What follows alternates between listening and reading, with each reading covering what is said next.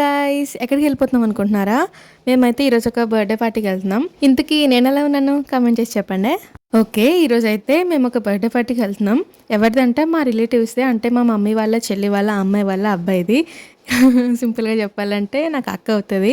So వాళ్ళ అబ్బాయి birthday అనమాట, ఫస్ట్ బర్త్డే. సో ఇక్కడ నుంచి అయితే ఘాటి స్టార్ట్ అవుతుంది అనమాట. దీన్ని ఏమంటారంటే చింతలమ్మ ఘాటి అనేసి అంటారు ఇక్కడ. సో మీకు తెలుసో లేదో కానీ మధ్యన రీల్స్ లో బాగా వైరల్ అయింది ఇది. అంటే చాలా దూరం నుంచి కూడా వస్తున్నారు దీన్ని చూడడానికి.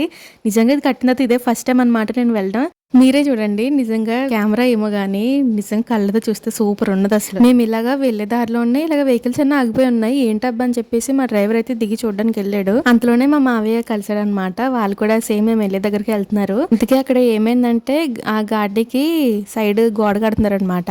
ఆ గోడ కట్టినప్పుడు మొత్తం తవ్వుతారు కదా, అదంతా కొండంతా, అక్కడ మట్టి అదంతా ఉంటది కదా, అదంతా సడన్ గా ఎక్కువగా పడిపోయింది అనమాట, రాళ్ళు మట్టి కూడా. అదే వచ్చి చెప్తున్నాడు మా మావయ్య. మేము వెళ్ళే జస్ట్ ఒక 10 minutes ముందు అలా అయ్యిందంట. మేము వెళ్ళేసరికి అయితే అలా జరుగుతుంది, అంత మొత్తం క్లియర్ చేస్తున్నారు అక్కడ. సో ఇంకా అలాగా మా జర్నీ అయితే కంటిన్యూ అయ్యి మేమైతే కృష్ణదేవిపేట అనే ఊరికైతే వచ్చామన్నమాట. మీకు ఎవరికైనా తెలుసో లేదో కమెంట్ చేసి చెప్పండి. మీకు తెలుసా, అల్లూరి సీతారామరాజు గారు అంటారు కదా, ఆయన సమాధి అదంతా పెద్ద పార్క్ లా చేసి ఉంటది అనమాట.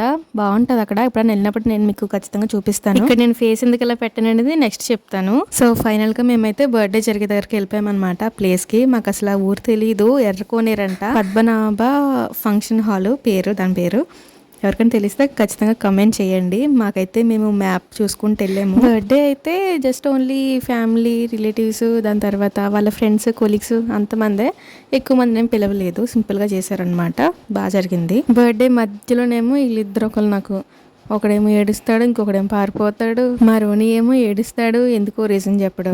వీళ్ళతో చాలా కష్టం. సో ఇంకా అలా అలా అలా అయిపోయి బర్త్డే కూడా ఇంకా ఎండ్కి వచ్చేసింది అనమాట. లాస్ట్ లో అందరు ఫొటోస్ తీయించుకున్నాం. మా ఫ్యామిలీ ఫోటో కూడా తీయించుకున్నాము, కానీ నేను మా పేరెంట్స్ ని చూపించాలనుకోవట్లేదు, అందుకే వాళ్ళని హైడ్ చేశాను. సో దాని తర్వాత అయితే ఫుడ్ కూడా తినేసాం. చాలా బాగుంది ఫుడ్ అయితే, మంచి మంచి ఐటమ్స్ పెట్టారు. నేను తీయలేదు వీడియో, బట్ చాలా బాగుంది ఫుడ్.